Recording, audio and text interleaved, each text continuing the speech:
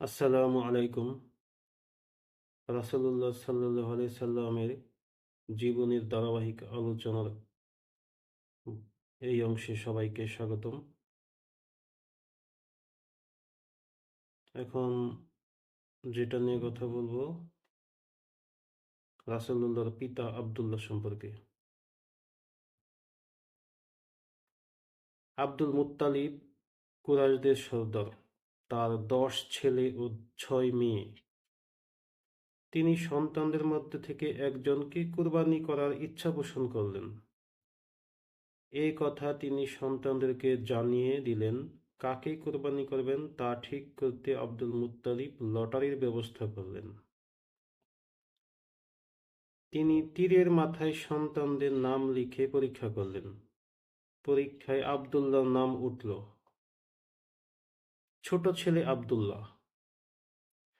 Abdul Muttalib তাকে অত্যাধিক ভালোবাসতেন, তাই তিনি ভাবনায় পড়ে গেলেন, এখন একটাই উপায়, কোরবানির সিদ্ধান্ত পরিবর্তন করা। তবে আব্দুল মুত্তালিব সেই রকম লোক নন। তিনি তার শপথ ঠিক রাখতে মনস্থির করলেন। আব্দুল মুত্তালিবের আরেক ছেলের নাম আব্বাস। তিনি পিতার সিদ্ধান্ত মানতে চাইলেন না। আব্বাস বাধা দিলেন। তিনি পিতাকে বললেন, আপনি সিদ্ধান্ত বদলান, আব্দুল্লাহকে কুরবানি করা যাবে না। অবশেষে আব্দুল মুত্তালিব ১০০ উট কুরবানি করলেন, আর আব্দুল্লাহ কুরবানির হাত থেকে মুক্তি পেলেন। আব্দুল্লাহ পরিণত বয়সে উপনীত হলে পিতা তার বিয়ের ব্যবস্থা করেন। ওয়াহাব বিন আব্দে মান্নাফ বিন জাহবা বিন কিলাবের কন্যা আমিনা। আমিনার সাথে আব্দুল্লাহ বিবাহ বন্ধনে আবদ্ধ হলেন। বিয়ের কিছুদিন পর আব্দুল্লাহ ব্যবসার কাজে গেলেন মদিনায়। কাজ সেরে তিনি বাড়ি ফিরছিলেন, কিন্তু পথিমধ্যে তিনি বেশ অসুস্থ হয়ে পড়লেন। আব্দুল্লাহর অসুখ বেড়ে গেল, তিনি আর সুস্থ হতে পারলেন না। পথিমধ্যেই তিনি মারা গেলেন। পুত্রের মৃত্যুর খবরে আব্দুল মুত্তালিব অনেক কষ্ট পেলেন, আর নবীজির মা আমিনা তার হৃদয় ছিঁড়ে চৌচির হয়ে গেল।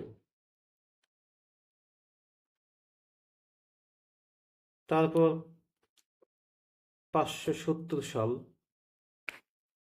১২ই রবিউল আওয়াল,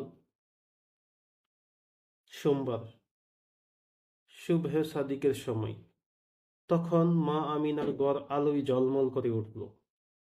মক্কার আকাশে বাতাসে উল্লাসের আয়োজন লক্ষ্য করা গেল। ভোরের মৃদুমন্দ সমীরণ মক্কার অলি-গলিতে খুশির বন্যা বইয়ে দিল, আর আব্দুল্লাহর কুঁড়ে ঘরে বইছিল বেহেশতি আমেজ।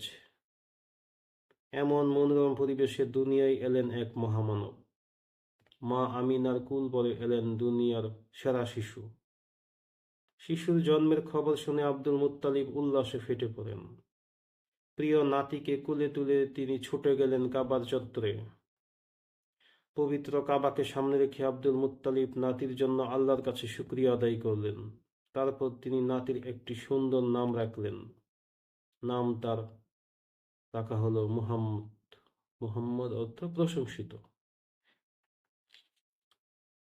সবাইকে ধন্যবাদ।